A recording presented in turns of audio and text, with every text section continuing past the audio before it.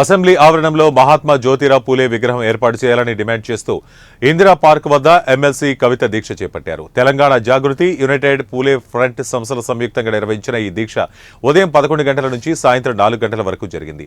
పూలే విగ్రహం అసెంబ్లీలో ఏర్పాటు విషయంలో తాము వెనక్కి తగ్గేది లేదని కవిత స్పష్టం చేశారు.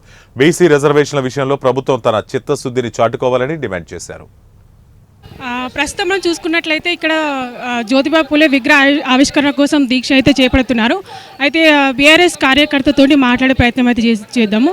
సార్, మీ ప్రధాన డిమాండ్స్ ఏంటి? ఇప్పటికీ బీసీ బిల్లు దాస్తున్నారు ఈ నాయకులు. కేంద్ర ప్రభుత్వం కానీ రాష్ట్ర ప్రభుత్వం కానీ బీసీ బిల్లు పార్లమెంట్లో ప్రవేశపెట్టాలని మా ప్రధాన డిమాండ్. మా వాటా మాకు కావాలని. అంటే ఇంతకుముందుకే బీసీ బిల్లు అనేది ఒకసారి అయితే ప్రవేశపెట్టారు సార్, మరి దానిపైన మీ స్పందన ఏంటి? బీసీ బిల్లు ప్రవేశపెడితే మరి బీసీ బిల్లు బయట కనబడాలి కదా, చూపెట్టాలి కదా పబ్లిక్. మహాత్మా జ్యోతిరావు పూలే విగ్రహం అసెంబ్లీ ఆవరణంలో ఏర్పాటు విషయంపై బీఆర్ఎస్ నేతలు స్పందించారు. ఇందిరా పార్క్ దగ్గర జరిగిన ధర్నా విషయంపై బీఆర్ఎస్ నేతలతో మా ప్రతినిధి స్వప్న మరింత సమాచారం అందిస్తారు. ప్రస్తుతం మనం చూసుకున్నట్లయితే ఇక్కడ జ్యోతిబా పూలే విగ్రహ ఆవిష్కరణ కోసం దీక్ష అయితే చేపడుతున్నారు. అయితే బీఆర్ఎస్ కార్యకర్తతో మాట్లాడే ప్రయత్నం అయితే చేద్దాము. సార్, మీ ప్రధాన డిమాండ్స్ ఏంటి? ఇప్పటికీ బీసీ బిల్లు దాస్తున్నారు ఈ నాయకులు.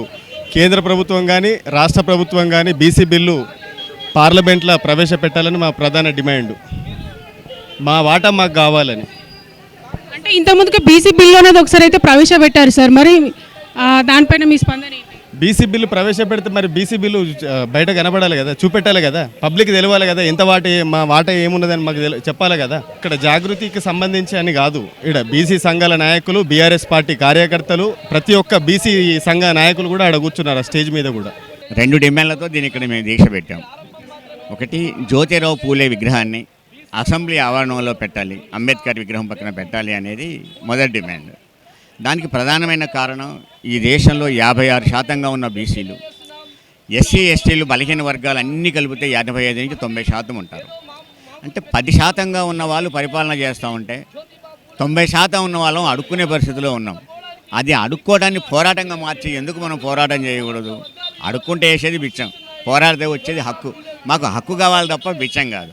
అందుకని ఒక పోరాట రూపంలో ఆ విగ్రహాన్ని అసెంబ్లీలో పెట్టాలని చెప్పి మేము డిమాండ్ చేస్తాం. మేడం చెప్పండి, మీ తెలంగాణ జాగృతి తరపున ఏం డిమాండ్ చేస్తున్నారు?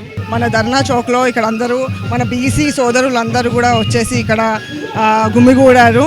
మన హక్కుల కోసం పోరాడడానికి మన తోడుగా అన్ని దాన్ని బలికీల వర్గాలతో ఎప్పుడూ కూడా మన కవితక్క మన తోడుగా ఉంటూ మన హక్కుల గురించి కొట్లాడడానికి మన తోడుగా ఎప్పుడూ ఉంటూ, ఈసారి మన తోడుగా ఉంటూ మన బీసీ నాయకులందరితోని మన జ్యోతిరావు పూలే గారిది విగ్రహాన్ని మన అసెంబ్లీలో పెట్టాలని, ఎలా అయితే మన అంబేద్కర్ గారిది, మన బాబు గారిది ఎలా అయితే విగ్రహం పెట్టించారో అలానే అప్పుడు కూడా మన కవితక్క గారే పోరాడి మరి గెలుపు సాధించారు. ఇప్పుడు కూడా మన కవితక్క గారు చేసినందుకు త్వరలోనే మనం జ్యోతిరావు పూలే గారి విగ్రహాన్ని అసెంబ్లీలో చూడబోతున్నాం. చూశారు కదండి, జ్యోతిబా పూలే విగ్రహ ఆవిష్కరణ కానండి, మరియు అదేవిధంగా బీసీల బిల్లుల పైన కానండి అభిప్రాయాలు అయితే ఇప్పుడు మనం తెలుసుకున్నాం.